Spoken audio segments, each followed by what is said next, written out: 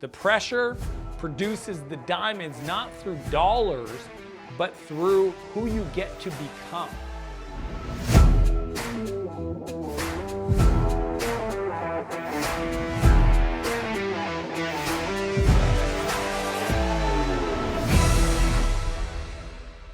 What's up, everybody? Dan here. Today I want to talk about this mindset, this philosophy called no pressure, no diamonds. I got it from my buddy Jason Gaynard. It's one of the philosophies that for me really represents the entrepreneurial journey. So if you're struggling right now and you feel like giving up and it's been really tough, maybe you've gotten COVID, maybe you're struggling with a breakup, maybe you just feel like you're not getting to where you want to be right now and it just like feels like you're kind of fighting a headwind, I want to share with you kind of my thoughts on making it work. Because, you know, even though I've been super blessed and lucky to build and exited the last 3 companies that I've started, I've invested in 40 plus companies, or now 50 companies as an angel investor, and run literally, you know, like 2 multi-million-dollar companies today as CEO, you know, through High Speed and SaaS Academy.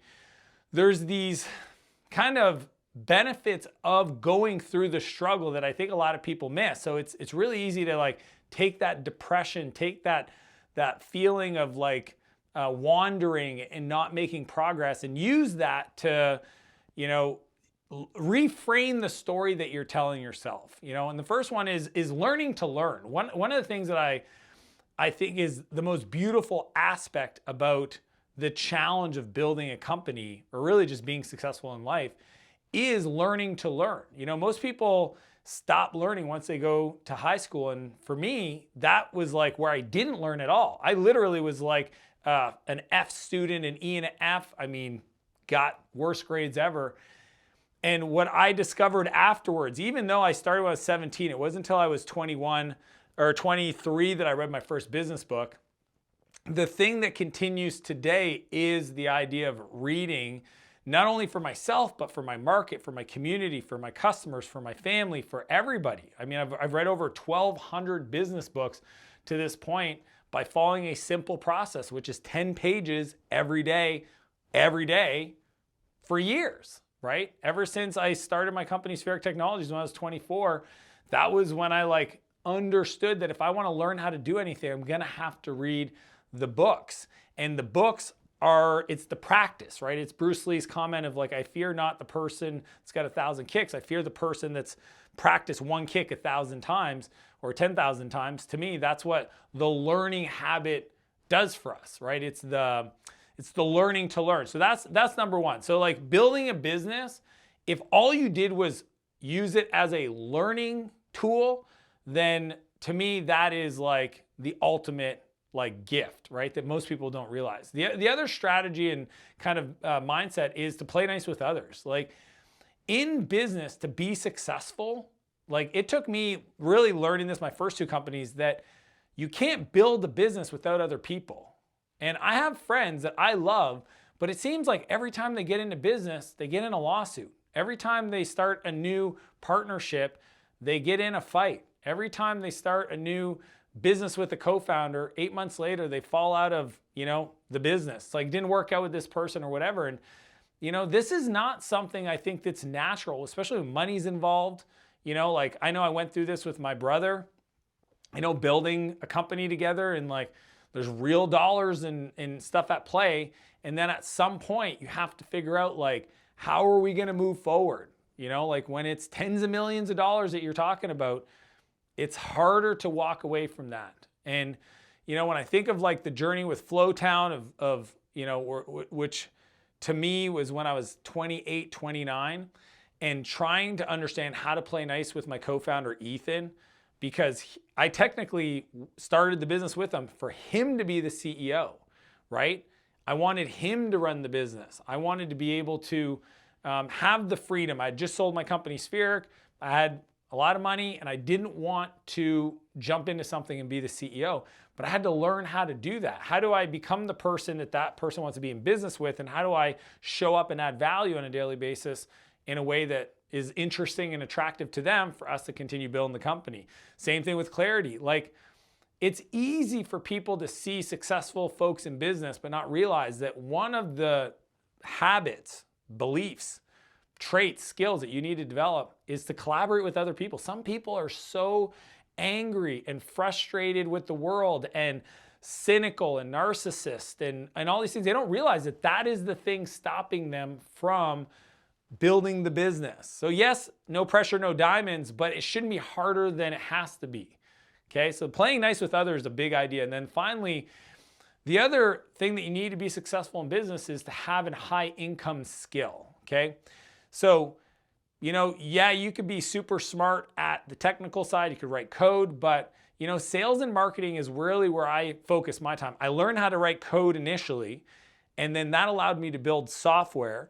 But I quickly realized once I built the software that if I don't learn the skill, that was building NB Host, or not even NB Host, Maritime Vacation, which is a company I started when I was 17.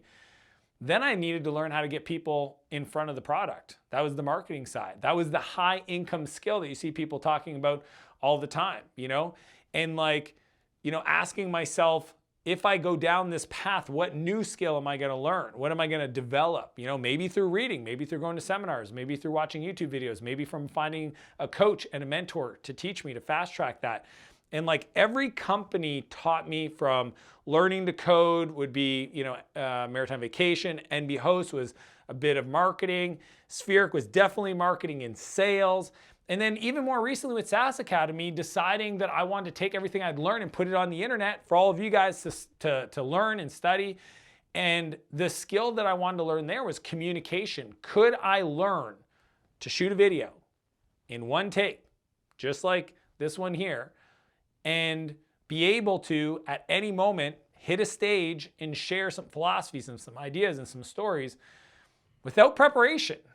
And to the ability that I could communicate a vision and communicate my passion and communicate a path forward to my team, to my partners, to my market, that skill was something that I knew was going to produce a lot of value in the world.